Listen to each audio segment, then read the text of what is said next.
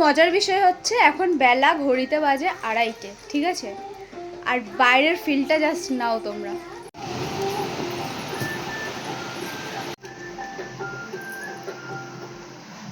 এবার যেন একটু শান্তির নিঃশ্বাস ফেললাম।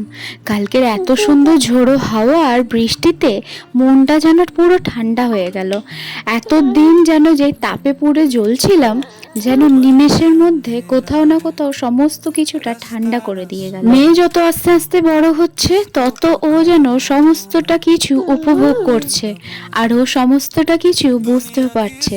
আর সব থেকে মজার বিষয় হলো, আমার মেয়ে বৃষ্টি হলে খুব আনন্দ করে, জানলায় তাকিয়ে বৃষ্টি বৃষ্টি করে লাফায় আর বৃষ্টির জলগুলো হাতে নিয়ে খেলা করে।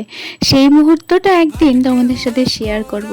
আসলে আমি নিজেই চোখ ভরে দেখি আর ক্যামেরা বন্দি করার কথা বুঝতেই পারি না। এদিকে জানলা দিয়ে দেখো, এদিকে একটা কাক বসে থাকে, কিন্তু তাকে আজকে আর দেখতে পারলাম না। যখনই বৃষ্টি পড়ে তখনই তাকে এখানে এসে দেখি ভিজে চান করতে। তাকেই দেখতে আসার জন্য এলাম, দেখি সে আজকে নেই। হয়তো অন্য কোথাও বাসা বেঁধেছে বা তার বাসাটা ভেঙে গিয়েছে। এই ঝড়জল বৃষ্টিতে যাদের বেশি বিপদ তারা হচ্ছে এই পশু আর রাস্তা থাকা, মুখ থেকে কথা না বলা প্রাণীগুলো।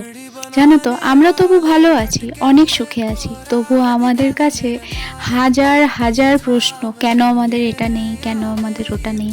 তাই বলবো, তোমার কাছে যেটা আছে, যেটুকু আছে, সেটুকু নিয়েই অনেক আনন্দ করো, অনেক ভালো থাকো। জীবন অনেক সুন্দর, বিশ্বাস করো। শুধু উপভোগ করার দায়িত্বটা তোমার।